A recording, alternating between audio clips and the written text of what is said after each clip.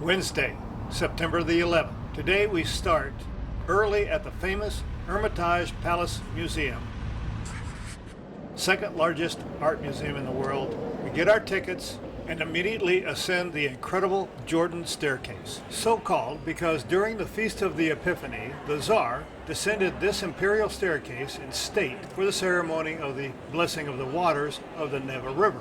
The nexus here being the Tsar going to the Neva River and Christ for baptism going to the Jordan River, thus the name Jordan Staircase. At the center of this first landing, a marble structure, an allegory to the state. The staircase walls are festooned with stunning gold flake, as well as white marble staircase railing and massive gray granite columns. There are some magnificent alabaster statues representing such things as wisdom, justice, grandeur, opulence, fidelity, Mars, and Mercury. At the top of the stairs, we enter the initial greeting room. The journey through this amazing museum with incredible artwork of all genres, from medieval artwork to modern, to classic European in between, as well as Russian. As I wander through this amazing museum, it is one of going from one spectacular room to the next. And whether it is the magnificence of the artwork on display or the stunning room itself, it is truly magnificent. This is the armorial room, a huge opulent room for dining, dancing, and receptions, so named for the coats of honor that are displayed around the room in the eaves next to the ceiling. From there I entered St. George's Hall, which is also referred to as the Great Throne Room. Another amazing room for sure, but the most impressive is the intricate inlaid wood flooring that is just beyond spectacular. From there I enter the Peter the Great Throne Room. Here, during the era of the Tsars, diplomats gathered on New Year's Day to offer good wishes to the Tsar. The room was created by Nicholas I in honor of Peter the Great. The painting behind the throne is Peter the Great and the goddess Minerva. I will explain later in the PETERHOF Grand Palace more about the meaning of the painting. I am now passing through Medieval Hall with stained glass, pottery,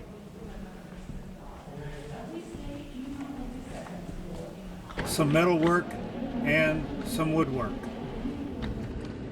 The medieval hall leads to the incredible peacock clock. It was commissioned by Potemkin, Catherine the Great's lover, back in the 1700s, and it still functions today.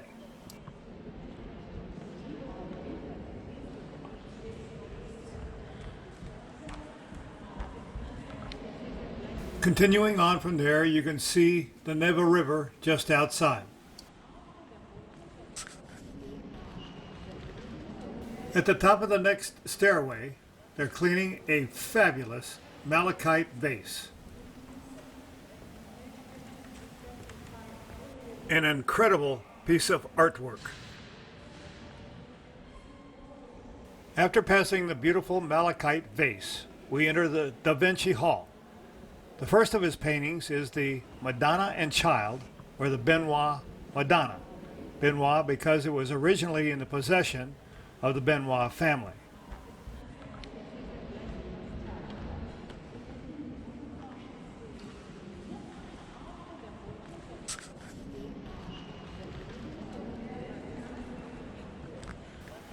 Next is the stunning painting by Da Vinci of the Madonna Lita.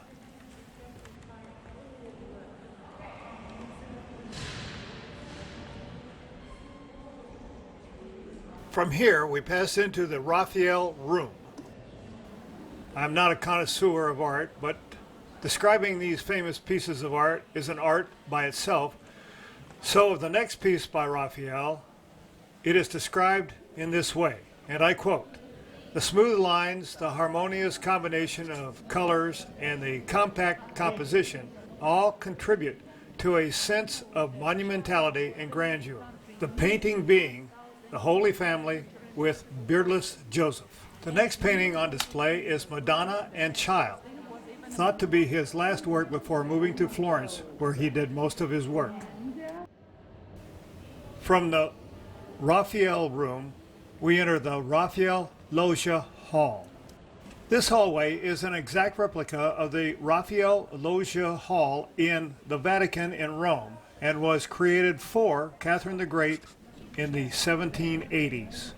I am now entering the Italian room with a number of famous paintings. First is a painting by Marieschi called Ponte de Rialto, the famous bridge over the Grand Canal in Venice, a bridge that I crossed over in 2016 on my visit to Venice.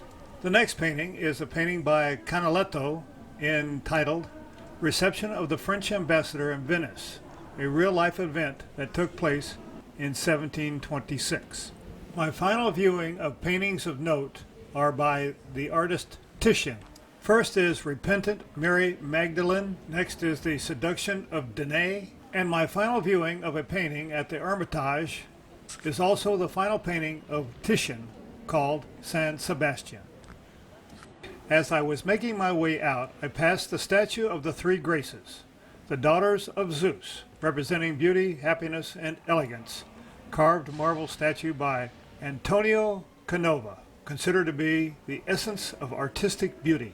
As I continued my exit, I passed through Tapestry Hall with a number of beautiful tapestries. While the others continued to look at paintings in this incredible Hermitage Palace Museum, I decided to leave and do my own thing.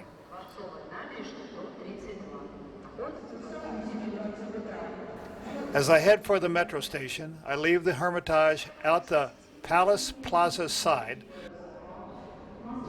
passing the Alexander Column, a dedication to Alexander I and the winning of the Napoleon Wars. Also framing the square is another Rossi-designed building, the former General Staff Building, which is now half part the Hermitage Museum. The plaza is huge and often used for parades and concerts. From there, I navigate through the streets to the nearest metro station.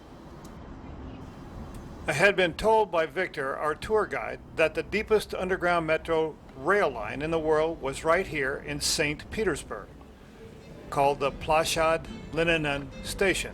But the deepest in St. Petersburg is actually the Admiralty Station, and it is number 3. There are 2 others in the world, one of them being in North Korea, which is number 2, and the deepest, number 1, is in Kiev. But I was on an adventure, and it turned out great. I went in search, and the ones I found were very, very deep. I put my token in, and the adventure starts. It took as much as 5 minutes to ride the escalator from the top to the bottom. It was a fun adventure that I did on my own.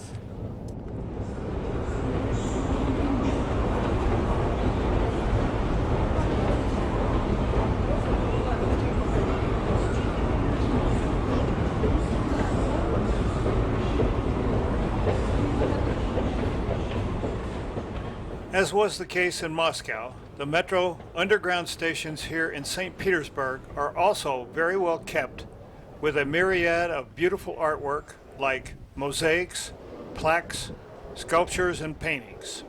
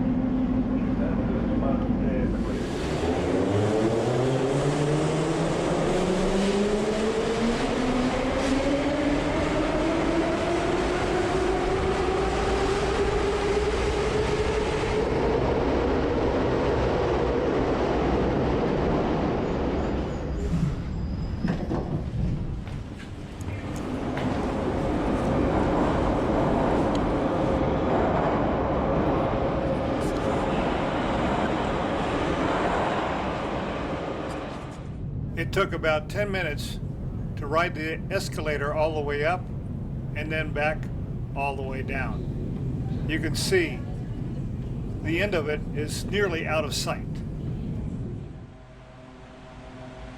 After the turnaround, I headed back south. Следующая станция Чернышевская.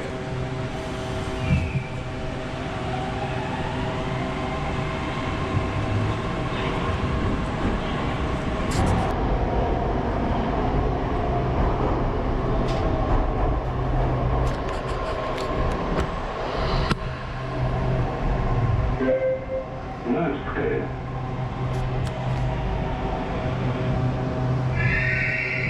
Следующая станция Кировский завод. In this station, there were some very interesting plaques and sculptures.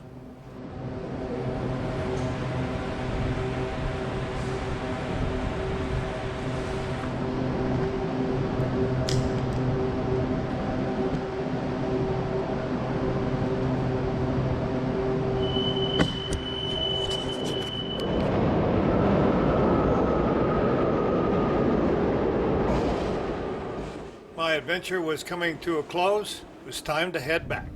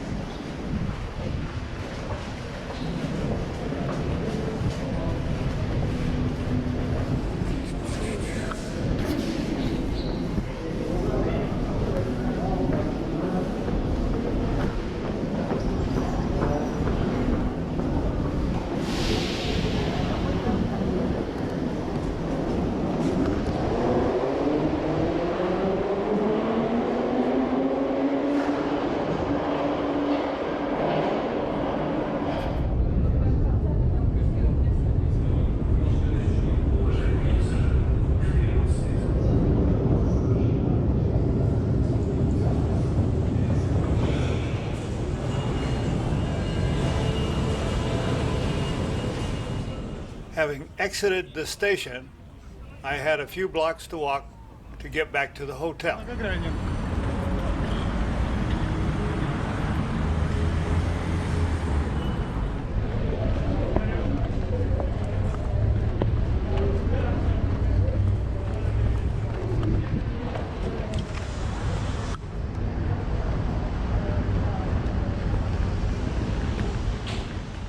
On the way back, I crossed the Sonoy Bridge, a nice little pedestrian bridge which crosses over the old Catherine Canal.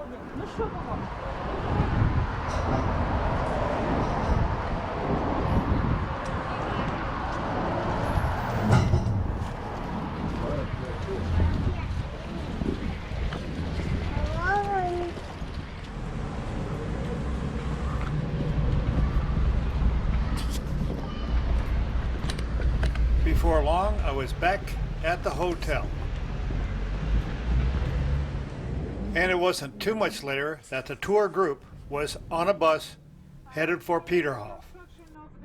St. Petersburg, the capital of Russia, future capital of Russia at that time, 1703, but it was delayed for a long time, was finished. It was about a 30-minute ride east out of town. After that, Peter died in great prisons for the long time of Russia. And as time went on, I thought, oh, that's tough.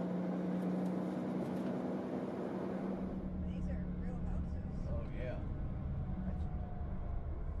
I think we only got lost once in Germany. right to hold it in your hands. If you to your right, at the main Upper entrance garden of the palace. Yeah, You can see the Grand Palace from the road. we are going to visit, and upper garden. PETERHOF, built by Peter the Great in direct response to the Gardens of Versailles after his visit to France. Each palace that I visited seemed to be more extravagant than the last, and this one did not fail to impress. Even though Peter the Great selected this area and drew up plans for the palace, he passed away before the finish of even the first segment. Successive czars and empresses added to the opulence of the palace. Upon entering and going up the grand staircase, the extravagant nature of the palace becomes even more obvious. From there, you enter the grand ballroom, even more impressive, used for receptions, dinners, and balls. Decorated with ornate gold gilded sconces, candle wall fixtures, and 16 tondies, Italian circle paintings of unrequited or forbidden love, and a ceiling painting celebrating Empress Elizabeth for her passion of the arts.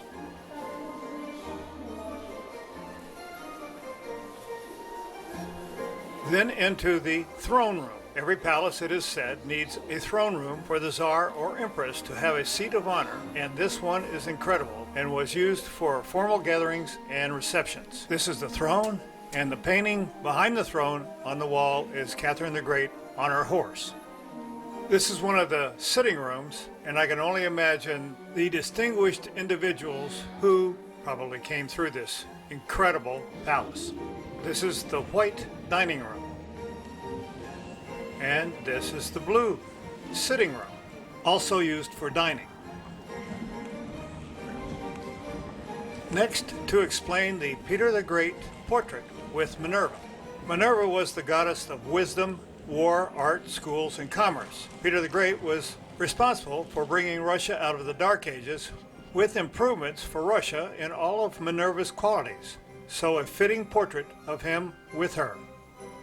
Two of the many elaborate items are the large Delftware tin-glazed ceramic stoves used to heat the rooms during the winter, and a completely gold-gilded grandfather-style clock.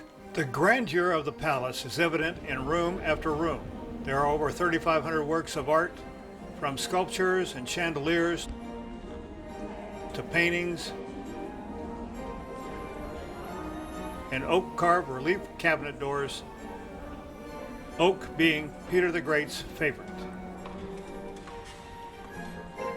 And then it was on to the outside, where the Versailles-style gardens were even more stunning. After admiring the impeccable gardens and the hillside fountain with the waterfalls, I take a look back at the gold-gilded onion domes of the palace chapel,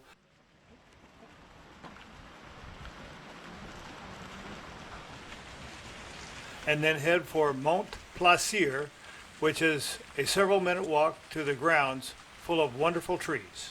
My tour is in the reverse order of the actual construction of Peterhof.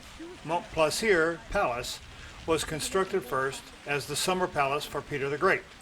It was here that he drew up his plans for the eventual Grand Palace, which I have already toured. This is Mont Plaisir Palace. It was the summer residence of Peter the Great. It is here that he made the plans for the entire complex of the Grand Palace, which would really take shape after his visit to Versailles a few years later. He loved this location as he could see Kronstadt Island, now a major Russian port city, to the left and St. Petersburg to the right. The view was lovely, but Mont Plaisir was not open for touring, so it was time to head back.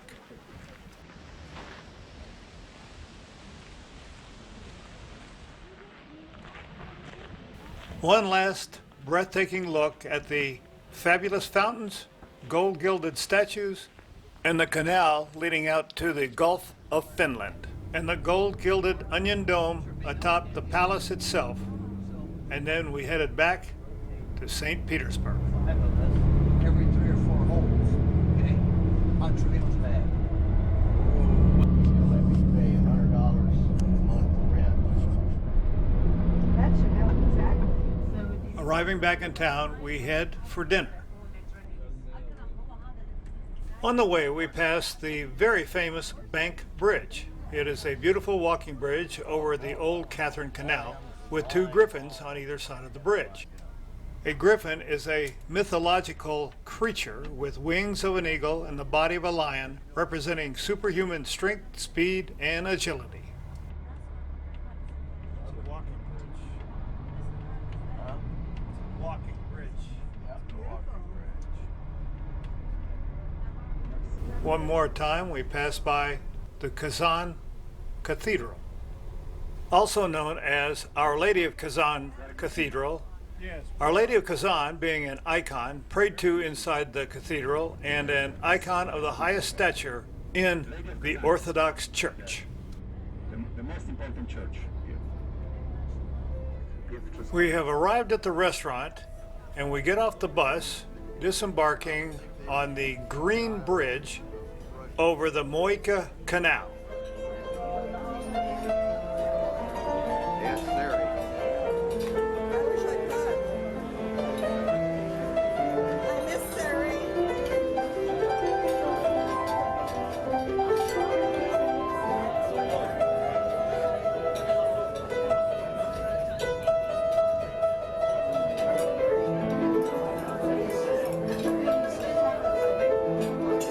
Do you know what language they speak in Estonia?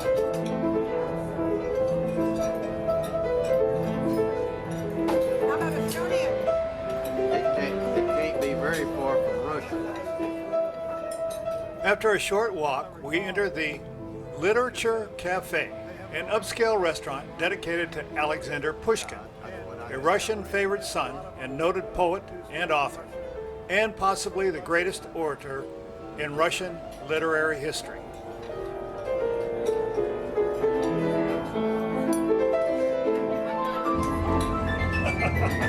Hi, how are you doing? Because they were only an independent nation after the breakup of the Soviet Union. As we climb the stairs to the dining room, they have Alexander Pushkin seated at a table next to the window. I used to be able to count to 10 Lithuanian. What about it? I used to be able to count to 10. Oh, you did?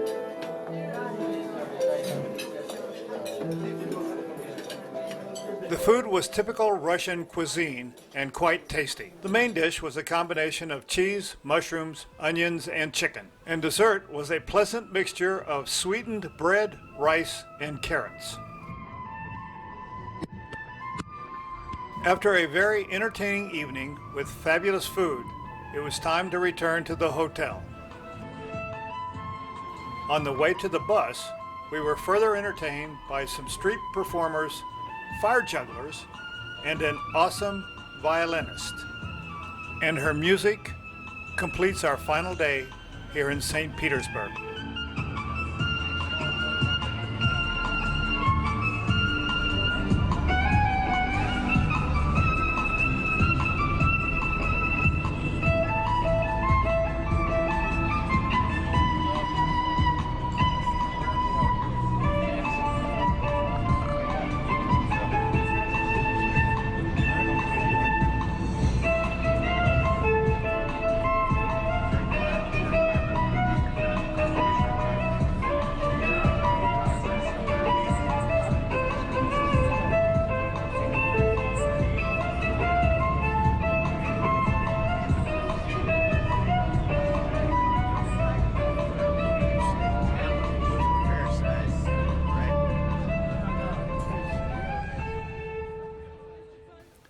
Thursday, September the 12th.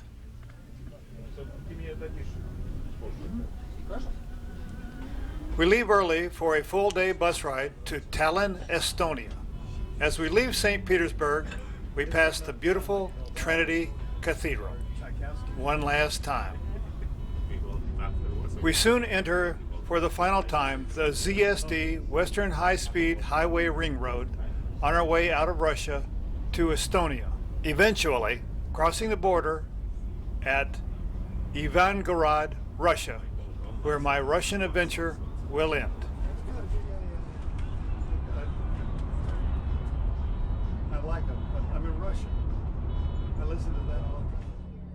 We spend the next 3 hours passing through the Russian countryside on our way to Ivangorod.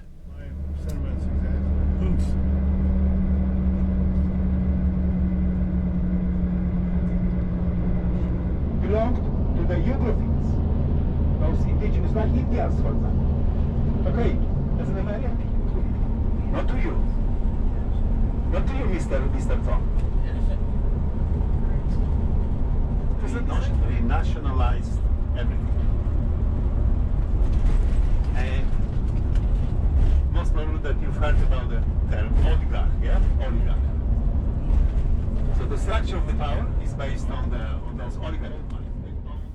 Ivangorod is where the Russian border to Estonia is.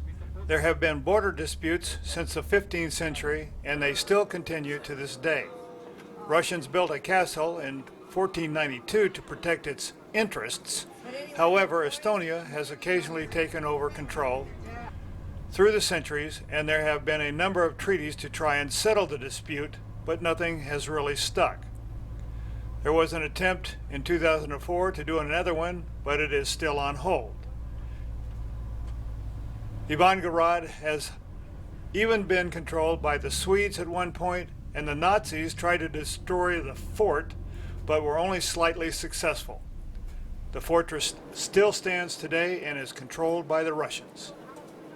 I was told that photos were strictly prohibited, especially of the fort, but I took some anyway.